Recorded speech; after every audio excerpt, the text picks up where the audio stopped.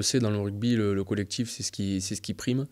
Il y a beaucoup de facteurs qui entrent en compte, notamment voilà, l'âge, le décalage entre certaines générations. Mais voilà, je pense que dans n'importe quel sport collectif, le plus dur pour l'entraîneur et pour le staff, je pense que voilà, et pour le joueur aussi, parce qu'on est quand même responsable de ça, c'est voilà, de trouver cette bonne alchimie entre tous les joueurs, entre la façon de jouer de chacun, la façon voilà, de s'entraîner, d'évoluer sur le terrain ensemble, d'assembler voilà, toutes ces petites pièces qui font qu'on bâtit un collectif soudé et qui joue bien ensemble. Et je pense que oui, c'est quand même c'est pas la chose la plus aisée. Ouais.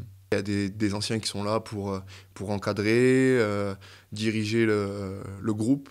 Et ils le font très bien. Je pense à des joueurs comme le capitaine Guillaume Guirado, Johan Maestri, Mathieu Bastaro. C'est des joueurs qui ont beaucoup d'expérience et qui nous guident. Et nous, on est là pour emmener notre énergie et notre motivation et les suivre à fond derrière eux. On a pas mal de jeunes, mais ce qui donne aussi du lien, c'est les plus anciens avec leur expérience et qui sont capables de nous donner des mots importants, encourageants avant les matchs. Et là, le discours d'après-match, ça a été de suite oui, on a gagné, mais on ne s'affole pas. Et voilà, je pense qu'ils ont eu assez d'expérience en club qu'en équipe nationale de voir des équipes s'enflammer après une ou deux victoires et derrière retomber là où ils étaient avant. Pied par-dessus, tac, faut marquer, vite. On sait dans le rugby l'importance de la cohésion d'un groupe. Et voilà,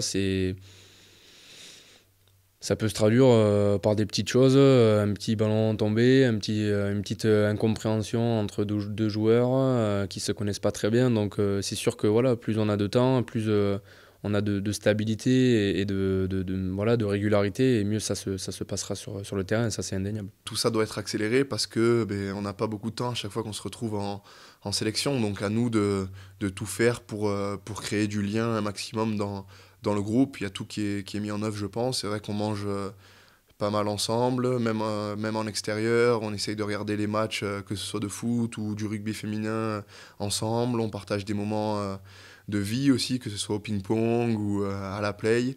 Et à nous de pas être timide, d'aller vers les autres et de s'approprier carrément le projet de jeu et la vie de l'équipe. On ne va pas s'enflammer, on a tous en tête ce dernier match. On sait tous que voilà, on n'est pas champion du monde non plus, on ne se prend pas pour d'autres, on sait que ça va être un match très important et on a tous envie, joueurs, staff, de bien terminer cette tournée. Et voilà, encore une fois, d'avoir une partie qui est maîtrisée. Même si tout n'a pas été parfait, il y a quand même pas mal de positifs. Donc on a l'occasion de bien finir, donc plus de questions à se poser, il faut foncer.